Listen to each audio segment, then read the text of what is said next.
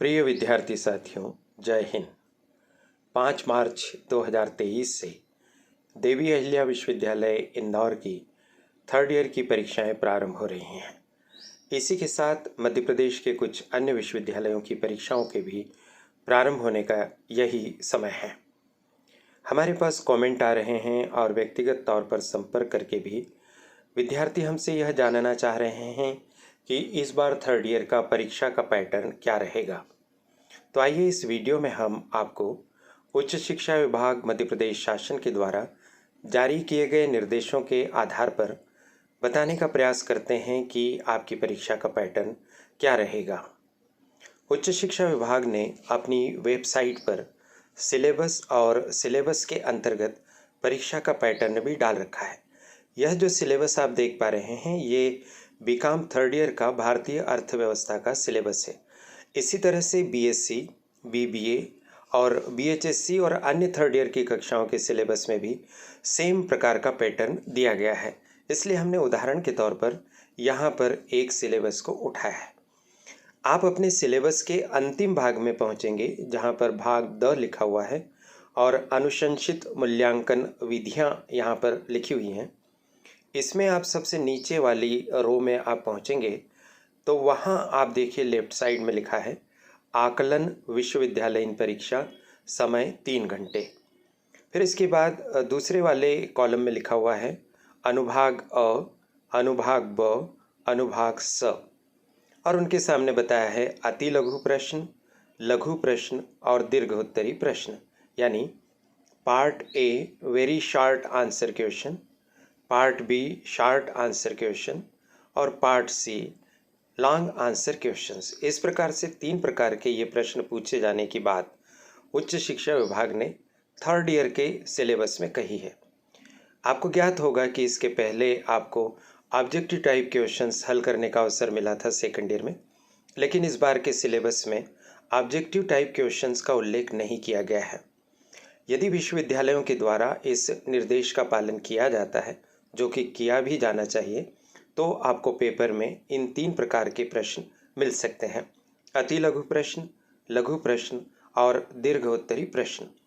ये 3 प्रकार के प्रश्न कुल 70 अंकों के लिए होंगे। अब आपकी जिज्ञासा ये होगी कि कितने नंबर के अति लघुत्तरी प्रश्न और इसी तरह से कितने कितने नंबरों के लघुत्तरी प्रश्न और दीर्घोत्तरी प्रश्न होंगे। तो आप देख पा रहे हैं कि सिलेबस में इस प्रकार का कोई खुलासा नहीं किया गया, लेकिन शुरुआत में देवी अहिल्या विश्वविद्यालय इंदौर ने फर्स्ट ईयर की परीक्षा के दौरान इस पैटर्न को अपनाया था।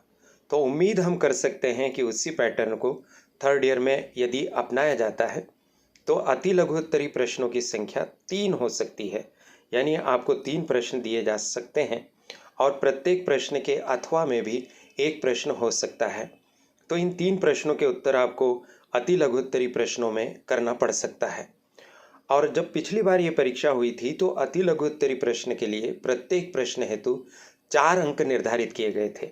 इस तरह से 4 तिरी 12 अंकों का यह अति लघुत्तरी प्रश्न वाला सेक्शन ए हो सकता है। 12 नंबर के लिए 3 प्रश्न आपको लिखना है। अब आप पूछेंगे कि अति लघुत्तरी प्रश्न में उत्तर कितने शब्दों में लिखना चाहिए। तो शुरुआत में यह व्यवस्था थी कि आप अधिकतम 50 शब्द में एक लघुत्तरी प्रश्न का उत्तर लिखें। तो लगभग इसी तरह की व्यवस्था अभी भी रहेगी। 50 शब्द का मतलब होता है 3-4 लाइन में आपके 50 शब्द हो सकते हैं। तो आप इस तरह से अति लघुत्तरी प्रश्न को आप समझ सकते हैं। पुराने पैटर्न को फॉलो किया गया तो 12 नंबर के अति लघुत्तरी प्रश्न हो जाएंगे।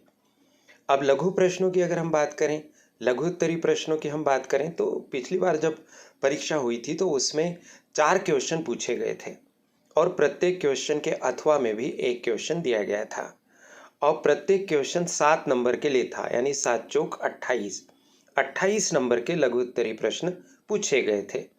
और लघुत्तरी प्रश्न कितने शब्दों में लिखें, तो उसमें जो शब्द सीमा दी गई थी वो 200 शब्दों की सीमा दी गई थी। अब 200 शब्द कितने होते हैं तो आप समझ लीजिए कि एक पेज या ज़्यादा से ज़्यादा 1.5 पेज में आपके 200 शब्द हो जाते हैं। कैसे काउंटिंग करें शब्दों की, तो आप जब आप लिखते हैं तो सामान्यतः लिखने का हर विद्यार्थी का एक पैटर्न होता है। आप 1-2 लाइन के शब्दों को गिन लीजिए, जैसे पहली लाइन में आपने 6 शब्द लिखे, दूसरी लाइन में आपने 8 शब्द लिखे, तो 6 और 8 14 का औसत 7 हुआ, यानी आप एक लाइन में 6-7 शब्द लिखते हैं। उस तरह से आप लाइनें गिन लीजिए तो लगभग 30 लाइन में आपके 200 शब्द हो जाते हैं। अगर शब्द सीमा दी गई है पेपर में जैसा पहले दी जाती थी तो बहुत अच्छा, आप 50 शब्द में लिख दीजिए और 200 शब्द में लघु उत्तरी प्रश्न लिख दीजिए। अब रही बात दीर्घ उत्तरी प्रश्न की, तो दीर्घ उत्तरी प्रश्न पिछली बार 2 पूछे गए थे और कहा गया था कि 2 प्रश्नों के उत्तर आप लिखिए।